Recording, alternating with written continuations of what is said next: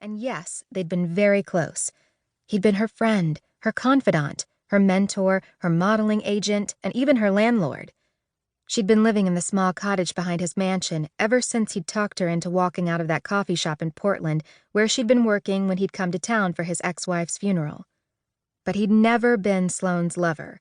He'd never even hinted at any romantic interest, and that wasn't what she'd felt for him either. The size of the lump in her throat threatened to choke her as she straightened. But she had a lot to do, couldn't focus on the loss or the pain. She'd survived thus far in life by always looking forward, never back, and the next few days would be busy. She had to pack up her belongings and move. Clyde's estate would go to his heirs, the same group of people who were waiting for her to leave. They'd given her notice months ago that they planned to put the place up for sale as soon as he died. She gripped her purse a bit tighter with her left hand while turning so that she could wave with her right. Facing Clyde's family, even for that brief moment, wasn't easy. She could feel the gale-force wind of their disapproval pressing on her back, threatening to blow her right out of the cemetery. Only a couple of them bothered to acknowledge her in return. Even then, the responses were half-hearted. Doesn't matter, she told herself.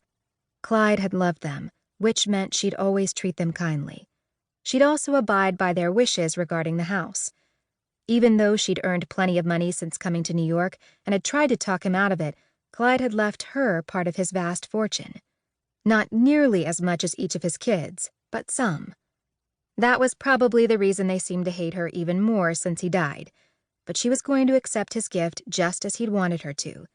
He'd said he was grateful for the hours of thoughtful conversation she'd provided over the years, the scuba diving trips they'd taken together to Hawaii, the atolls of the Maldives and Australia, the late-night laughter, and all the hard things she'd had to do in order to care for him over the past 14 months while he battled bladder cancer. None of his children had been able to help for longer than a couple of hours here and there. They were too busy with their own lives.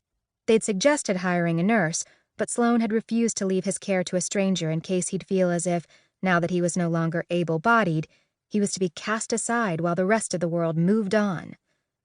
To avoid that, she'd given up her career. She'd hated knowing that his days were numbered, had wanted to spend as much time with him as possible. She probably wouldn't have worked for much longer anyway. Modeling wasn't any fun without him. He was so good at shepherding her from one pinnacle in the high-fashion world to the next. She couldn't imagine continuing with someone else, couldn't bring herself to replace him. It was his intervention that had pulled her out of her desperate circumstances in the very beginning and had given her some semblance of a life. A life, as it turned out, that many people now envied. Representing brands like Prada, Gucci, and Dolce & Gabbana certainly sparkled on the outside. Sloane was grateful for what she'd achieved, but in this moment, it felt as though that chapter of her life, the New York chapter, had come to a close with Clyde's death. So she decided finally to close the chapter she never had. The Mill Creek chapter. The one she'd run away from so many years ago. She owed it to her mother. And who could say? Maybe Sloane's instincts had been wrong all along.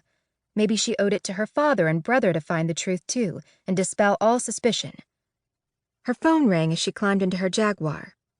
Caller ID revealed a Texas area code. She frowned as she stared down at it. It had to be her new landlord. Other than Paige Patterson, Paige Evans now, her closest friend from high school who'd reconnected with her last year on social media, her landlord was the only person who knew she was returning to town. Her finger hovered over the talk button.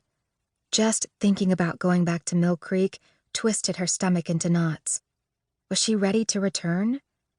No, but she wasn't sure she'd ever feel ready, and she doubted there would be a better time to do battle with her father.